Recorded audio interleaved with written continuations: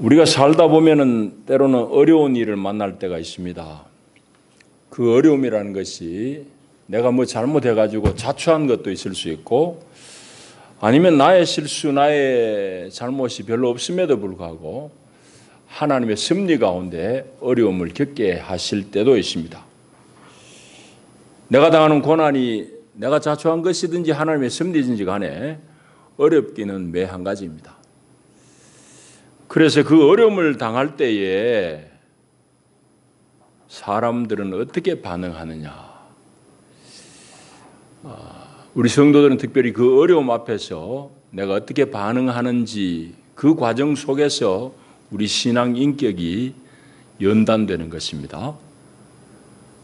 여러분, 세상에서는 많은 사람들이 자기 몸을 단련하잖아요.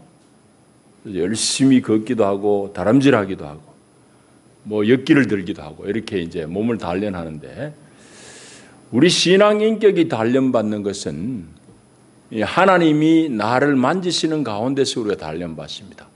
하나님이 나를 만지시는 그런 구체적인 현상이 바로 내 어려움 가운데서 그런 게 만짐을 경험하게 돼요. 사실은 우리 믿음이라는 것도 평소에 아무 문제 없고 그냥 늘 태평할 때에는 내 믿음이 어디까지 와 있는지, 내 믿음이 얼마만큼 자라 있는지 잘 확인이 안 됩니다만은, 그러나 어려움 앞에 있을 때, 놓였을 때에 내 믿음이 얼마만큼 성숙해 있는지 우리가 점검할 수 있고 내 믿음의 정도가 이제 드러나게 되는 것입니다. 오늘 본문 16장의 내용은 우리가 잘 아는 얘기고, 우리가 아브라함을 믿음의 조상이라고 그러는데도 그 믿음의 조상인 아브라함조차도 때로는 대단히 큰 실수를 했던 것을 성경은 이렇게 우리에게 다 노출시킵니다. 사람을 우상화하는 것이 아니고 모든 사람이 다 이렇게 약하다는 것을 우리에게 보여주고, 그런 가운데서도 임하는 하나님의 은혜가 무엇인지를 오늘 성경이 우리에게 말씀한다고요. 오늘 내용은 이제 우리가 다 읽은 대로인데 16장은 전체가 한 덩어리입니다. 한 단락의 얘기예요. 1절을 가만히 읽어보면은 사례라는 말이 먼저 시작합니다. 우리말은 앞에 사례를 꾸미는 말이 앞에 있습니다만은 원문 읽으면 사례가 제일 먼저 나오는 말이에요. 그러니까 이 단락은 사례를 중심으로 이제 얘기를 하려고 하는 것입니다. 앞장에서 우리 읽으신 대로 하나님께서 아브라함에게 후손에 대한 약속을 하지 않습니까? 그래서 아브라함이 내가 씨가 없는데 하나님이 나에게 뭐 은혜를 많이 베푸신들 그거 내가 가질 수가 없습니다. 내 상속자는 다메섹에서 데려다 키운 엘리에셀입니다. 그럴 때 하나님은 네가 가지고 있는 엘리에셀이 아니라 내가 네 몸에서 날 자식을 주겠다. 그 자식, 네 몸에서 날 자식이 너의 상속자라고 말씀하시고, 그 약속을 하나님께서 확인시켜주기 위해서 하늘의 무별을 보여주시면서 너의 후손이 이렇게 많아질 것이다라고 하나님이 약속하고, 그 약속을 아브라함이 믿고 받아들일 때 하나님은 그 믿음을 의로 여겼다는 것이 지난 시간 읽은 말씀인데, 그런데 하나님께서 아브라함에게 이런 후손에 대한 약속을 했음에도 불구하고 그 후손을 얻을 기미가 보이지 않습니다. 약속이 더뎌짐을 보고는 두 내외가 이제 고민을 했겠죠. 우리가 하나님한테 들었던 그 말씀이 혹시 뭐 잘못 들은 말씀인가? 뭐 착오인가? 뭐 이런 생각도 들었을 테입니다. 어느 날 밤에 부인 사레가 남편 아브라함에게 말합니다. 여보. 하나님 말씀하셨다고 그러지만은 이 약속이 언제 될지 모르고 그랬는데 우리가 애굽에서 나올 때에 애굽의 노비를 얻어오지 않았냐고. 그 중에 내 몸종 하나 하갈이 있는데 하갈을 당신 첩으로 드릴 테니까 당신이 하갈과 동침해서 우리 후손을 좀 보면 좋겠다고. 그렇게 이제 제안을 합니다. 아브라함도 이제 싫지 않았던지 그 부인의 제안을 받아들이고 이제 하갈, 사레의 몸종인 하갈을 첩으로 맞습니다. 근데 여기서는 금세 이제 자식이 생겨요. 그래서 이제 사레가 아브라함에게 그렇게 제안을 한 때가 언젠가 하면은 3절에 보면은 가나안 땅에 거주한 지 10년이라고 그랬어요. 75세 이주했으니까 85세 때라는 말이죠. 아브라함 나이로 치면은 85세 때에 부인 사레가 이런 제안을 했고, 그 다음에 이제 거기서 아들 이스마엘이 난 게 언젠가 하면 16절에 보면은 아브라함 86세라고 그랬잖아요. 그러니까 첩으로 맞아들여가지고는 금세 이제 임신이 했다는 것을 이제 성경이 우리에게 알려주고 있습니다. 그런데 문제는 임신하고 나서는 이 몸종이 점점 이 대담해지는 겁니다. 그래서 자기 주인 사레를 향해서 막 대들기도 하고 무시하고 그러니까 사레가 이제 감당이 안 되는 거죠. 그래가지고 여기 성경에 있는 대로 사레가 아브라함에게 내가 지금 당하는 모욕인데 이 모욕은 당신이 마땅히 받아야 되는 거 아니냐고 막 그렇게 이제 남편에게 따져 묻습니다. 그러면서 하나님이 이 일을 해결해 주기를 바란다고 이제 남편이 아브라함이 대답하면서 하는 말이 당신 몸종이니까 어차피 당신이 알아서 하시오라고 이제 사레에게 말할 때 사레가 그때부터 이제 구박을 합니다. 그래서 이제 임신을 한 몸종 이 하가를 대단히 구박한, 이런 성경은 학대했다라고까지 표현합니다. 그러니까 대단히 이제 구박을 심하게 했다는 얘기죠. 그 학대를 못 이기고는 이 하갈이 집을 뛰쳐나가 버립니다. 뛰쳐나가가지고 저 남쪽으로 수르 길 샘 곁에서 뭔 사건이 또 7절에 일어납니다. 술길 곁 샘 이런 말이 나오죠. 수르 광야를 일컫는 말입니다. 수르 광야로 향하는 길. 남쪽으로 이제 내려갔다는 이 말이죠. 거기까지 이제 도망 나갔는데 하나님의 사자가 이 하갈을 거기까지 따라와서 하갈을 만나고 너 네 집으로 돌아가라. 아브라함의 품으로 돌아가라. 아브라함의 장막으로 돌아가라. 그러면서 너의 씨를 내가 아주 크게 번성하게 해주겠다고 그렇게 이제 약속합니다. 하갈이 놀랍죠. 자기는 비록 몸종밖에 안 되고 그런데 자기 주인 사레의 학대를 피해가지고 도망 나와가지고 광야길로 멀리 정처 없이 내려갔는데 하나님이 거기까지 따라와가지고 자기를 만나주니까 너무 놀랍잖아요. 그래서 이제 하갈의 고백이 13절에 나옵니다. 나를 살피시는 하나님, 여기까지 찾아와서 나를 살펴주시는 하나님. 그러면서 자기가 먹고 마신 그 샘 이름을 부엘라 헤로이라고 부르기 시작했다고 성경 기록하고 있습니다. 부엘라 헤로이는 여러분 성경에 있는 대로 나를 살피시는 분의 우물 뭐 이런 뜻 정도가 됩니다. 자, 이게 이제 오늘 우리가 읽은 내용인데요. 오늘 이 본문의 말씀 속에서 하나님이 우리에게 하시고 싶은 얘기가 있어요.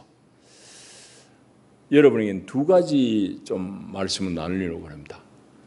오늘 하나님께서 이 사레와 하갈의 일을 통해서 오늘 예수 믿는 여러분들에게 말을 걸어오신 하나님 말씀 둘을 나누고 싶어요.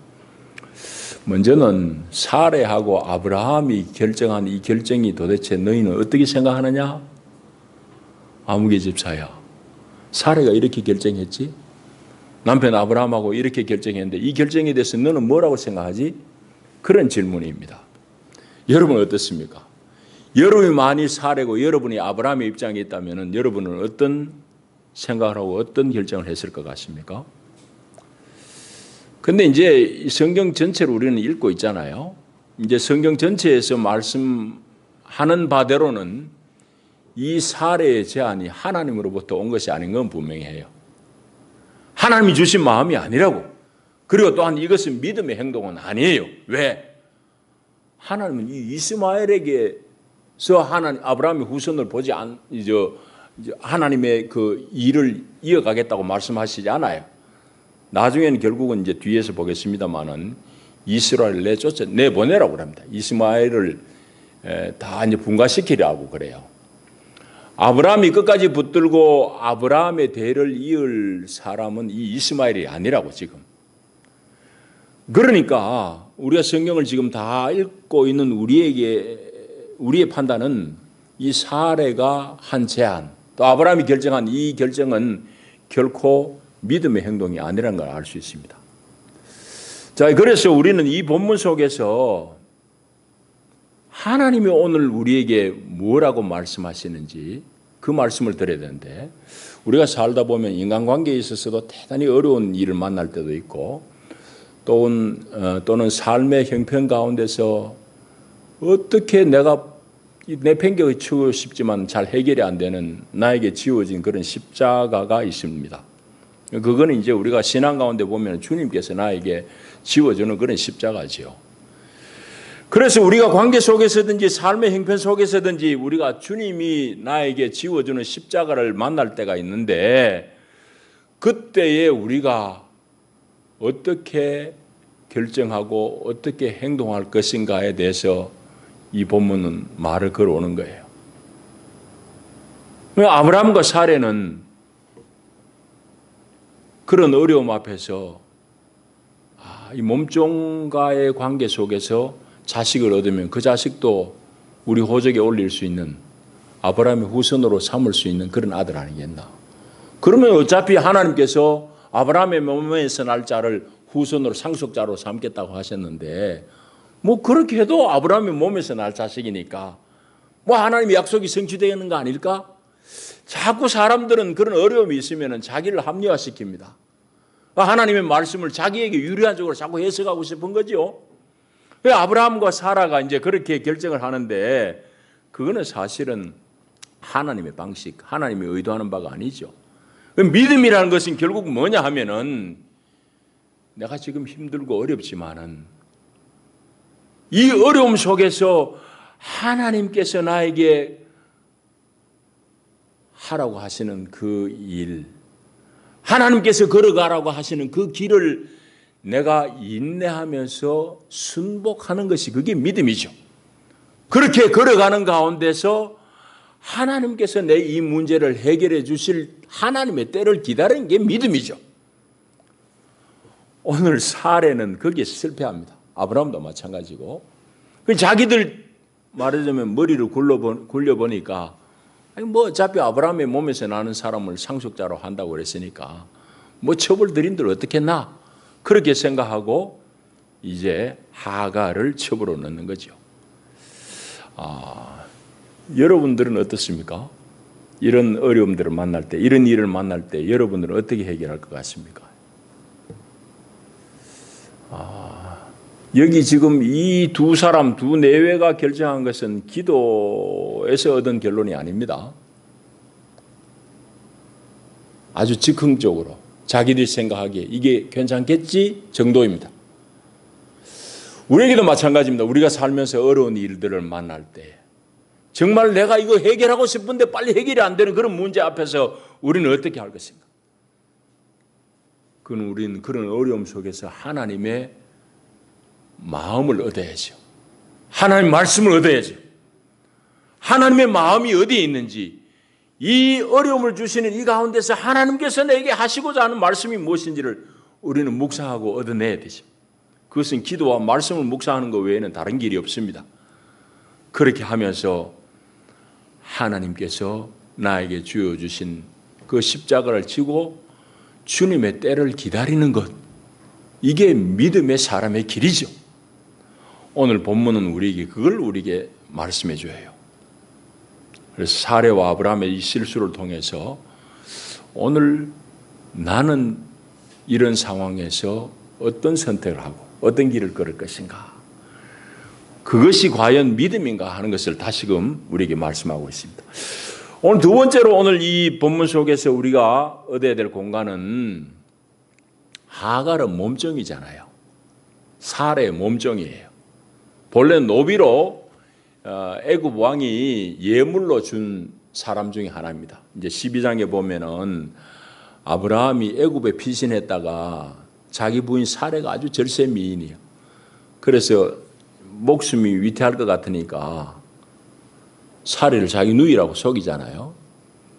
그럼 바로 애굽의 왕이 사례를 자기 부인으로 택하려고 그런다고. 그 부인으로 데려가려고 그러니까 오빠 되는 아브라함에게 이제 짐짓 거짓말 해하긴 했지만 오빠에게 예물을 많이 줄 거 아니에요. 왕이 예물을 주니까 얼마나 많이 줬겠어요. 금은 폐물을 많이 줬는데 그 중에 노비들도 많았다고. 그 노비 중에 하나가 바로 이 하갈이에요. 그런데 이 노비 출신의 하갈, 이 하갈이 주인 사레의 학대를 견디다 못해가 집을 나와가지고 광야길로 들어갔는데 거기까지 따라와서 하나님이 만나주시는 거죠. 이 얘기, 이 사건이 오늘 여러분들에게 무슨 얘기를 하고 있냐는 거죠. 하갈을 만나셨던 하나님, 그 옛날에 하나님이 지금은 안 만나주시겠습니까? 그 하나님은 오늘도 여전히 하나님의 품속에 있는 교회 가운데 발을 담고 있는 여러분들을 만나주시고 찾아오시는 하나님이란 말씀이죠. 그래서 하갈은 그의 길을 떠났잖아요. 그의 길은 뭡니까? 아브라함의 장막에, 아브라함의 집에 머물면서 사레를 섬기고 아브라함의 후손을 이어가는 것이 하갈에게 부여되어진 자기의 일이에요. 그런데 하갈은 잠시 자기 주인, 자기 상전인, 주모인 사레가 학대한다 해가지고 자기의 길을 벗어나고 내팽개쳐버린 거죠. 자기 일도 다 팽개쳐버리고 도망 나와버렸단 말이죠. 그런데 그런 사람에게도 하나님은 찾아오시는 거예요. 여러분, 이 하갈이 어디로 향했을까? 우리 충분히 추측이 가능합니다. 그거는 이제 여기 7절에 있는 대로 보면 수르 길 샘 곁에서 찾아와서 만났다 했잖아요. 여호와의 사자가. 이 수르이라고 쓰여진 말은 수르 광야로 통하는 길이라 이 말입니다. 아주 중요한 그런 대로 큰 길이에요. 그러니까 이 하갈은 자기 주인 사레가 학대하니까 그 학대를 피해가지고 집을 나왔는데 어디로 가겠어요? 갈 데 없으니 자기 고향 가는 거지, 애굽 땅으로. 근데 애굽이라는 것은 성경이 분명하게 말씀하기를 거기는 하나님이 없는 곳이에요. 하나님을 섬기는 땅이 아니라고. 거기는 우상이 만연한 곳이에요. 하나님은 이 하갈을 붙드시는 겁니다. 하갈이 잘 당도해서 자기 모국까지 가더라도 거기는 우상의 땅이요. 거기는 더군다나 하갈의 본분이 노비잖아요. 노비가 돌아가면 노비 되지 그거 뭐 되겠어요. 그런데도 불구하고 지금 일시적으로 자기에게 다가오는 이 어려움을 견디지 못해가지고 내팽개치고 노비의 신분이 기다리고 있음에도 불구하고 자기 고향 땅으로 하갈이 찾아가고 있으니까 참 미련하긴 미련하죠. 여러분, 그러니까 하나님께서는 이 하갈에게 자비를 베푸시는 거죠. 아브라함의 일단 품에 아브라함의 장막에 한번 들어온 사람이니까 이 사람도 은혜 입는 거예요. 조카 롯이 아브라함 때문에, 삼촌 아브라함 때문에 하나님의 은혜를 입었듯이 이 하갈도 마찬가지.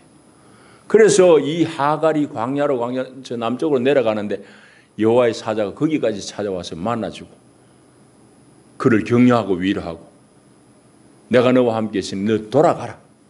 아브라함에게 돌아가라. 너의 후손이 많아지게 내가 하겠다고 그렇게 이제 약속을 합니다. 그래서 하나님이 강권적으로 개입하셔서 수르 광야 샘 곁에서 하갈을 만나줄 때에 하갈이 너무 좀 감격적이잖아요. 그러니까 여기 13절에 보면 하갈이 하나님의 이름을 어떻게 부르는가 하면 나를 살피시는 하나님. 성경에 보면 여호와 이름이 여러 군데 나옵니다. 여호와 라파 이러면은 치료하시는 하나님. 뭐 그런 이름들이 많아요. 하나님 이름이 많은데 하갈은 여기서 하나님이 자기를 찾아와서 자기를 권고하시는 하나님을 만나고는 나를 살피시는 하나님, 몸종과 같은 이 비천한 나를 찾아오셔서 나를 만나주시는 하나님, 그 하나님이 너무너무 지금 은혜죠. 은혜가 넘치는 거죠. 그래서 이제 자기를 찾아와서 살피시는 하나님이라는 것을 얘기하고, 그래서 광야에서는 샘 못 만나면 죽잖아요. 샘을 만나 거기서 이제 목을 축이고 있는데 그 샘 이름을 브엘라 헤로이라고 지었습니다. 브엘라 헤로이. 그건 옆에 밑에 있는 각주대로입니다. 나를 살피시는 분의 우물 뭐 이런 정도였던.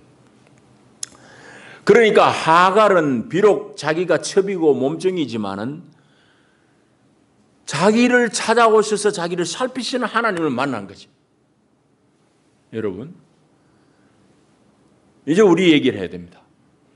하갈에게 하나님이 찾아오시고 그를 만나 주셨다고 그러면은 오늘 여러분에게 하나님은 어떤 하나님이냐는 거지. 여러분이 광야길을 걸을 때, 여러분이 어려움이 있을 때에 여러분에게 하나님은 무슨 얘기를 걸어오시고 여러분들을 안 살펴주시겠냐 이 말이죠. 여러분, 하갈에게 처음 와서 여호와의 사자가 거는 말이 참 재밌습니다. 8절에 보시면은 사레의 여종 하갈아, 네가 어디서 왔으며 어디로 가느냐? 여러분, 하나님께서 이 종 하갈이 어디서 왔는지 몰라서 이렇게 묻겠습니까? 어디로 가는지 몰라서 묻겠어요? 아니잖아요. 하갈에게 이렇게 질문하면서 다가오시는 하나님의 사자는 의도가 뭔가 하면은 하갈로 하여금, 야, 내가 지금 집 나오고 도망쳐 나와가지고 내가 가는 이 길이 진짜 맞아? 이 진짜 사는 길이야? 그 질문, 그 고민을 다시 한번 해보도록 하는 그런 질문입니다. 여러분, 오늘 하갈은 아브라함의 씨를 자기 뱃속에 잉태했지만은 일시적으로 당하는, 그건 자기의 잘못도 분명히 있어요. 자기 주인은 무시했으니까. 그 반대급부로 이제 당하는 그런 무시, 학대잖아요. 자기 주인 사레가 하는 학대를 감당하지 못해서 집을 뛰쳐나가 버린 거예요. 그럼에도 불구하고 여호와의 사자가 그를 찾아와서 만나주는 것이에요. 그 만남에 대한 감격이 이 성경의 본문이에요. 여러분, 그래서 오늘 하갈을 찾아오셨던 하나님은 여러분에게는 어떤 하나님으로 다가오냐는 거죠.